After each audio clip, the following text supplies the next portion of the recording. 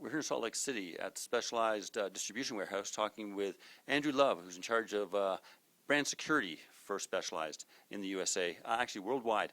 Andrew, can you give us an explanation of what brand security is? I mean, we know this sort of thing from the software industry, but we don't normally think of it for the bike industry. Right. Well, the internet has created all sorts of wonderful things in our lives. Unfortunately, it also has created an opportunity for international criminals to go after companies fairly anonymously.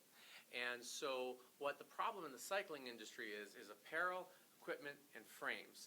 And unlike most other industries, like if you're Apple, you have one high level of technology counterfeiter coming after you, or if you're Nike, you got a pretty low level technology. Cycling gets all three. You get the very high level frame people, the medium level who do equipment like the shoes and the water bottle cages here, or you have low level folks like the apparel over there. So the cycling industry has a difficult challenge ahead of it. And also, we're frankly not as big as, say, the pharmaceutical industry or software. So we're a decentralized industry. So we can't throw bazillions of dollars at fighting this. So what are some of the sort of things, like what are some of the examples here that you've got of some of the sort of stuff that is counterfeit that people may not realize? Right. Well, first of all, the more high profile a company is and the more successful they are, the bigger of a target they are. And so it's kind of an odd compliment the counterfeiters come after us so hard. But I'll tell you, when Contador won the Tour on the SL3, I knew it was coming, and I started all my searches, and sure enough, about 10 months ago, I saw the first one. And so right now, we have counterfeit SL3s out there, and we fight them tooth and nail. We frustrate their ability to sell them, and that's a frame. We also have counterfeit water bottle cages. This is an example of a 2012 cage, and this one's a little bit earlier. I recently got these companies that produce these fined $3,000 by PayPal.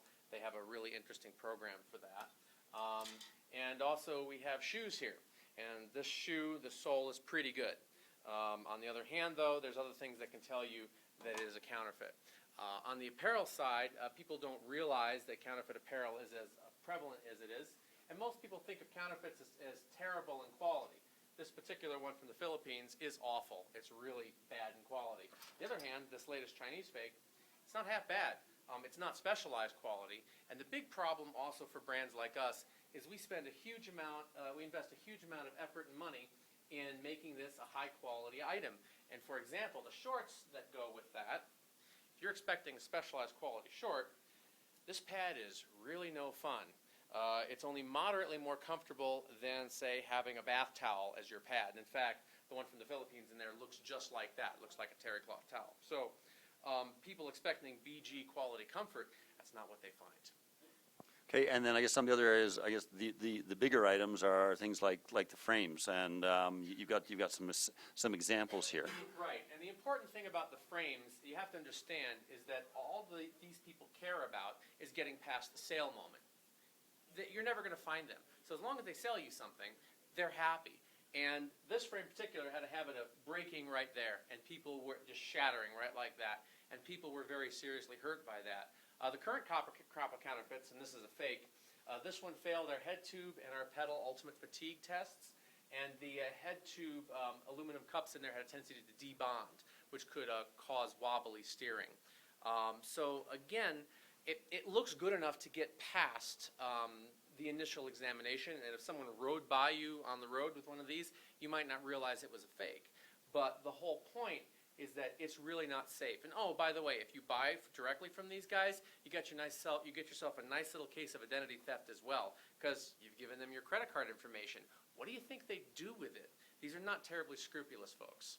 So, I mean, where are people going to get things like this? I mean, obviously, I'm assuming that they're not going to be seeing this a lot in like a specialized dealer. They're buying them through other channels. Right. In the U.S., our specialized dealers are awesome and up and up, but definitely the internet has all sorts of opportunities for people to sell. The counterfeiters try to sell all this stuff on eBay. I stop them dead. eBay's folks are great, and they work very, very closely with brand owners like us. There are many other dedicated e-commerce websites around the world that the counterfeiters try to sell on, and in the last 18 months, we've knocked 6,000 listings worth $3.89 million off the web. I've got 10 people that, in speaking various languages, because I'm good hunting in English, not so good in Russian or Spanish or Korean. So I'm training a bunch of people through Specialized to keep an eye out for this stuff, and it's around. And luckily, though, the thing is that we're a brand that quickly responds to challenges. I mean, whatever else you say about Specialized, we move fast. And so I've gotten a lot of internal support here to really go after the bad guys, and we've made a huge dent on what's available. And I kind of feel a little bit bad when I look at other brands and how much stuff of theirs is available, because it's a worldwide problem, and it's a cycling industry problem. Okay, well, we'll keep aware. As I said, it wasn't something I was aware that had become such a big problem in cycling, so clearly it's something that people have to be aware of now. Yes, and you guys folks are from the Canadian News. Yep, Canada Cyclist. I see the shirt. Yeah, and Canada has its own unique challenges in counterfeits that are different than the States. And one of the things is the patchwork of laws is different country to country to country to country. And Canada has some very, very unique challenges. In fact, it's one of the gateways that counterfeits come into.